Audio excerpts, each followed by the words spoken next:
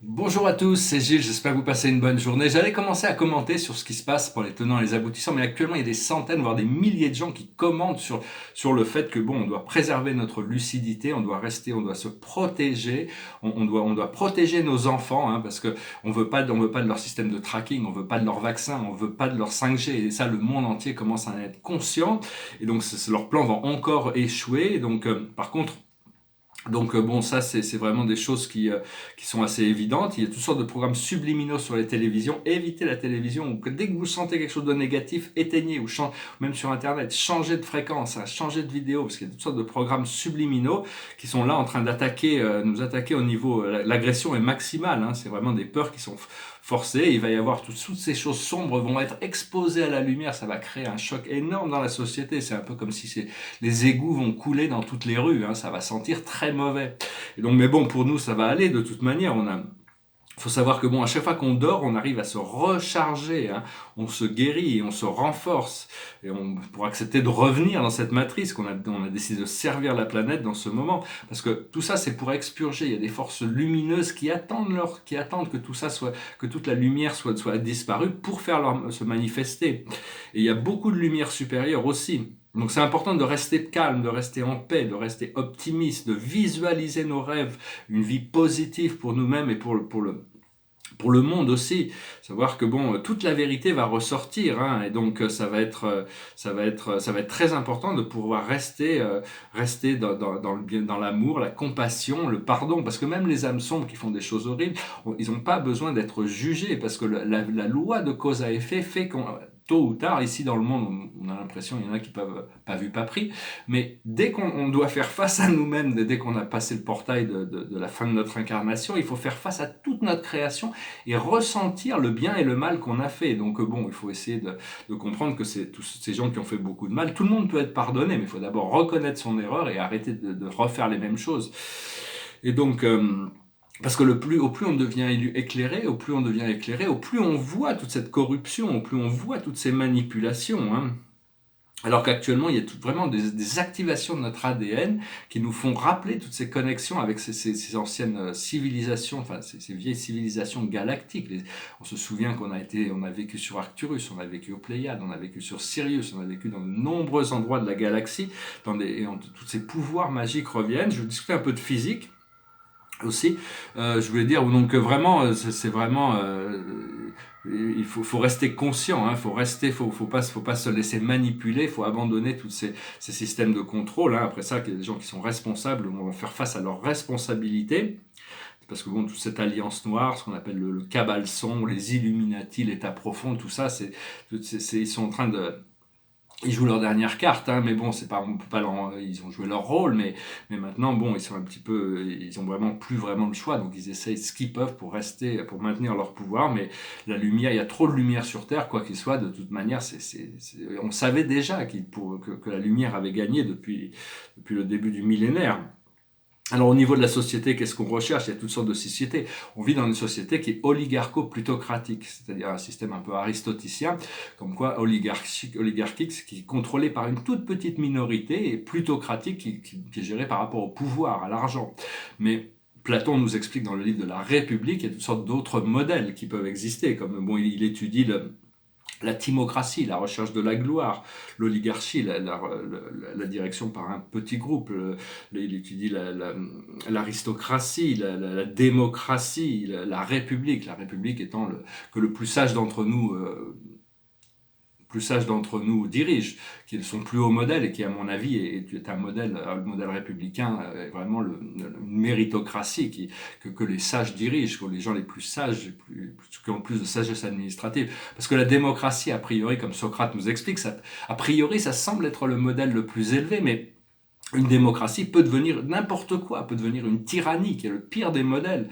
Et donc on va devoir s'autodéterminer, mais il faut déjà visualiser un monde où toutes les nations, tous les êtres sont dans la joie, le bonheur, où on peut se mélanger avec les animaux sauvages, où tout le monde se réjouit, la nature, tous les peuples, parce que toutes les cultures ont quelque chose à apporter, il n'y a pas de culture inférieure, supérieure, tout le monde a quelque chose de spécial, a des forces et des faiblesses, mais éventuellement on va revenir sur ce monde unifié où tous les êtres, le pouvoir entre les mains du peuple, la liberté, le droit à la vie, la liberté et la recherche du bonheur, qui est dans la Constitution américaine. Nous, en France, on a l'égalité, liberté, égalité, fraternité, ce qui correspond aussi à ça. On y arrivera éventuellement.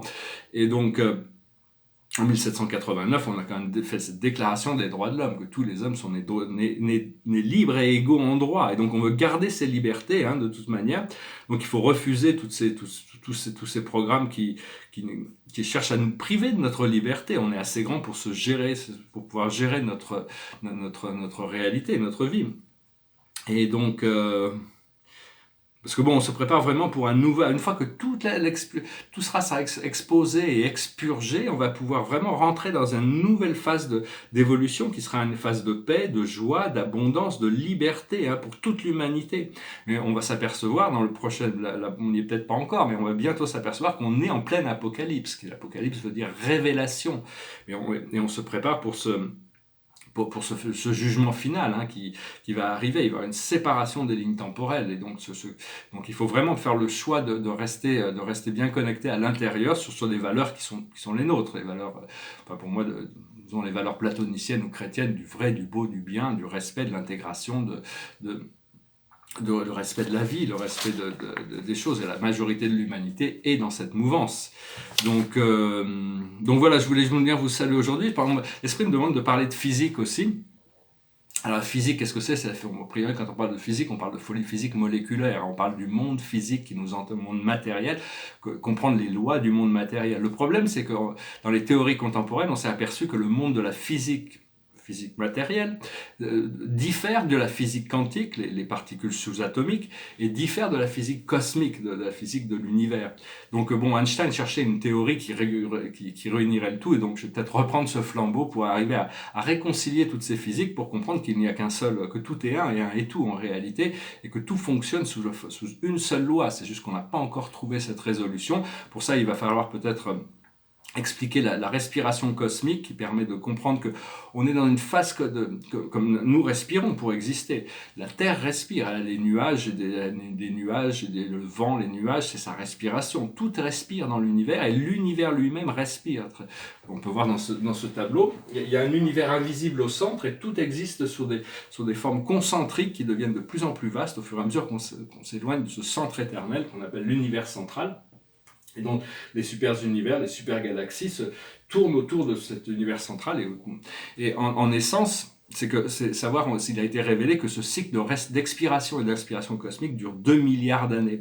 Mais là, on arrive à la fin d'un cycle d'expiration, ce qui fait qu'on a l'impression que les galaxies vont s'expandent à une vitesse infinie. Donc, ils ont conclu qu'il devait y avoir un atome primordial, et tout a explosé à partir de là. Mais tout ça, c'est faux, parce que dès qu'on va commencer à inspirer, il va y avoir une immobilisation des galaxies. On ne pourra plus voir qu'ils sont en train de s'expandre, mais on verra qu'on a l'impression qu'elles s'immobilisent, et petit à petit, elles vont commencer à se contracter pendant 2 milliards d'années, jusqu'à arriver à un point de contraction où il y a une grande accélération de la contraction, jusqu'au moment où elles vont s'arrêter à s'immobiliser, et après ça, elles se redévelopperont. Donc tout ça, c'est important aussi. Et essentiellement aussi pouvoir prouver le point zéro, l'émergence de la séparation entre la matière et l'antimatière, qui permettent à la vie d'exister. Et également et arriver à démontrer l'antigravité aussi, parce qu'on connaît la gravité, c'est une des bases solides on peut se baser là-dessus. Les électrons sont tenus en gravité autour du proton. Nous sommes tenus en gravité sur la planète. Les planètes sont tenues en gravité autour des étoiles. Enfin, il y a toutes sortes de la gravité, on connaît. Mais par contre, l'esprit possède cette antigravité, et qui possède cette connaissance qui était connue dans l'ancienne Égypte et Atlantis, mais qu'on a oublié, parce que c'est comme ça qu'ils ont créé les pyramides. Ils ont pas traîné les pierres jusqu'en haut. C'est pas du tout faisable. Mais enfin bon, on doit accepter les connaissances contemporaines. Et donc voilà, je vais revenir là-dessus. Je vais peut-être même écrire un livre spécialement sur la physique, un petit peu comme les anciens philosophes grecs, sur la physique, sur la politique, sur la nature, comme Pythagore, qui avait écrit ces 3 livres qui ont disparu. Un qui est le premier, qui était sur l'éducation, sur la nature et sur la politique. C'était ces 3 livres qu'on espère pouvoir retrouver un jour, parce qu'ils ont complètement disparu. Ils ont été perdus avec le temps, mais ils ont peut-être été préservés dans des endroits qui n'ont pas encore. Donc ça serait assez intéressant de retrouver ces livres, parce que il avait quand même résolu beaucoup de choses. Beaucoup des présocratiques avaient compris des choses qu'on a un peu oubliées, mais qui sont très très valides au niveau de la science, même si il y avait des erreurs de conscience aussi. Ceci, c'est un tableau sur le grand univers, hein, c'est-à-dire le paradis, les 21 satellites du paradis et les 7 circuits de l'univers central, l'univers de perfection originelle, c'est l'univers ultime qui a toujours existé.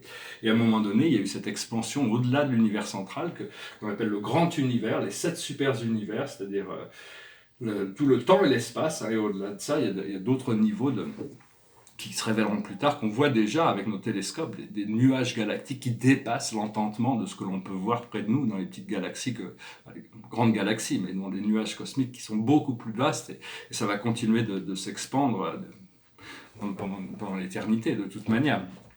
Et donc voilà, et ici c'est un tableau sur le I Ching, ça représente, c'est des petites photos d'une série de 64 peintures que j'ai faites sur le I Ching, des 64 hexagrammes. Et donc j'ai toutes ces 64 aussi, ces 64 photos, je vais les encadrer. Et c'est un texte de Confucius qui est assez romantique, qui est sur l'hexagramme numéro 13, à la 5e ligne. Ici il est en anglais, mais ça dit « L'homme réfléchit et guidé sur une route qui est très sinueuse. Ici la voie est bloquée. Et là, elle recommence à couler de nouveau. Ici, les pensées ailées se répandent librement en paroles. Et là, le fardeau de la connaissance doit être gardé silencieux. Mais quand deux personnes sont unifiées dans leur cœur intérieur, ils brisent même la force du bronze et du fer. Et quand deux personnes se comprennent intérieurement, leurs mots sont doux et forts, comme le parfum des orchidées. C'est un très beau poème, c'est bon, je suis un peu traduit comme ça. Je vais tirer quelques cartes et chanter une chanson qui me passait par la tête, alors on va voir un petit peu pour la... Bon, donc il faut rester vigilant, hein, faut vraiment, mais bon, faut rester concentré sur le bonheur, la joie, la sérénité, et c'est déjà se projeter dans ce monde futur, tout en essayant de garder les gens concentrés sur sur la plus haute sagesse, c'est la respiration, une respiration à la fois, avec ce procédé de 3 respirations. On inspire par le nez, on bloque la respiration pendant 1 seconde ou 2, et on vide nos poumons le plus possible.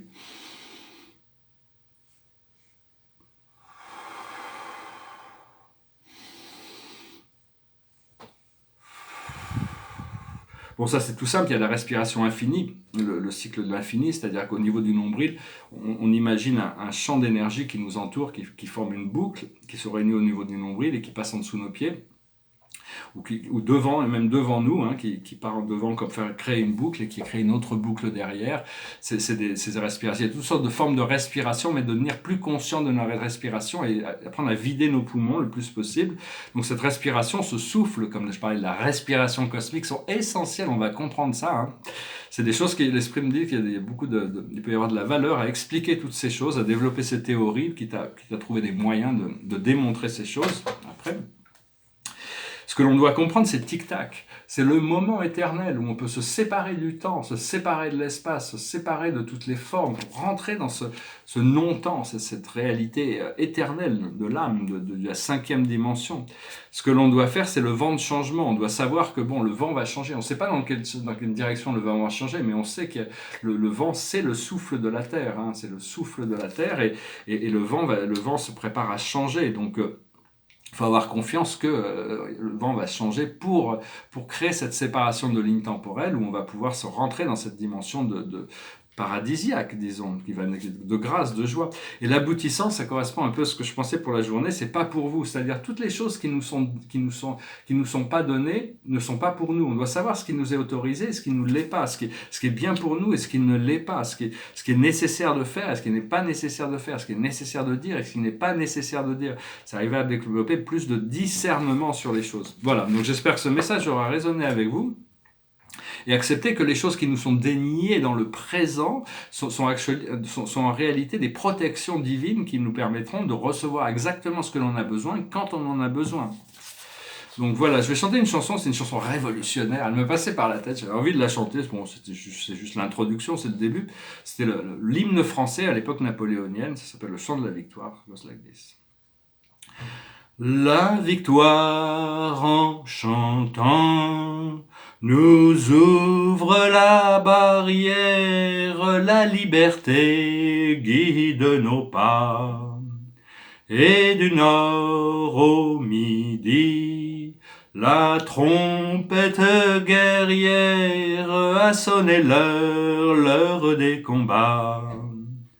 Tremblez, ennemis de la France, rois ivres de sang et d'orgueil, le peuple souverain s'avance, tyran descendez au cercueil. La République nous appelle, sachons vaincre ou sachons périr, un Français doit vivre pour elle, un Français doit mourir. Donc voilà, on n'est plus autant, on ne demande pas, la France de la République ne demande plus aux Français de mourir pour elle demande de vivre consciemment, hein. Donc vraiment, on se prépare, il faut vraiment rester de plus en plus conscient, de rester serein le plus possible, visualiser cette sortie positive des choses, parce qu'il va y avoir des choses qui vont vraiment bousculer l'ensemble de la conscience humaine. Beaucoup de gens ne vont même pas l'accepter, même quand ça va être devant leurs yeux, ils ont tellement accroché à cet ancien système d'idéalisation des célébrités et tout ça. Quand ils vont savoir exactement ce qui se passe, ça va être très déroutant. Donc en tant que travailleur de lumière, restez serein, respirez, trouvez ce bonheur, ce moment éternel de paix et de joie, et continuez à cultiver cette connexion avec le monde spirituel. Voilà, je vous remercie, je vous salue et je vous dis à bientôt. Namasté.